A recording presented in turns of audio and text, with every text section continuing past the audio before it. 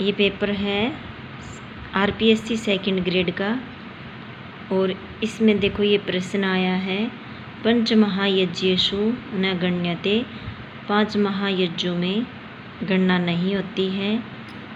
तो इनमें से जो पंच महायज्ञ हैं उनकी गणना किसकी नहीं होती है। तो देखो देवयज्ञ, नरीयज्ञ और पितृयज्ञ और वाजपेय यज्ञ।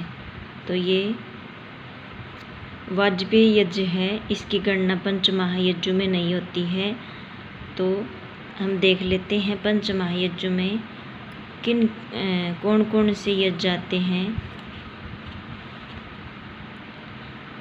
तो पहला है देवयज्ञ, जिसको बोलते हैं अग्निहोत्री यज्ञ, जो नित्य हवन करना, दोनों समय हवन करना ही जो यज्ञ होता है उसको बोलते हैं देवयज्ञ या अग्निहोत्री यज्ञ।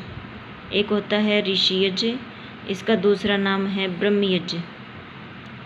स्वाध्याय करना, संध्या उपासना करना ऋषि यज्ञ कहलाता है या ब्रह्म यज्ञ कहलाता है। तीसरा है भूति यज्ञ, बलि, इसका दूसरा नाम है बलि वैश्वदेव यज्ञ। जो हम भोजन बनाते हैं तो उसमें उसका भोजन से पूर्व अग्नि में आहुति देना, या जो भूखे प्राणी हैं कुत्ता, भिखारी, गाय आदि को भोजन देना, ये बलि वैश्वदेव यज्ञ कहलाता है। इसी को भूति यज्ञ भी कहते हैं। चौथा है नृ यज्ञ, इसको अतिथि यज्ञ भी कहते हैं। तो नृ यज्ञ को क्या कहते हैं? अतिथि यज्ञ।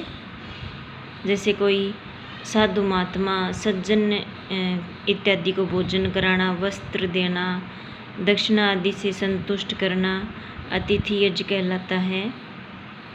पांचवा है पितृयज्ञ। पितृयज्ञ में माता पिता, आचार्य, गुरुजनों की सेवा शुश्रूषा करना, उनकी आज्ञा का पालन करना, ये पितृयज्ञ कहलाता है। तो पंच महायज्ञ कौन कौन से हैं? देवयज्ञ, ऋषि यज्ञ, भूतयज्ञ, नृयज्ञ और पितृयज्ञ। इसका देवयज्ञ का दूसरा नाम है अग्निहोत्री यज्ञ। इनमें से कोई सा भी नाम आ सकता है परीक्षा में। ऋषि यज्ञ को ब्रह्म यज्ञ भी कहा जाता है, भूति यज्ञ को बलि वैश्वदेव यज्ञ भी कहा जाता है, नृ यज्ञ को अतिथि यज्ञ भी कहा जाता है।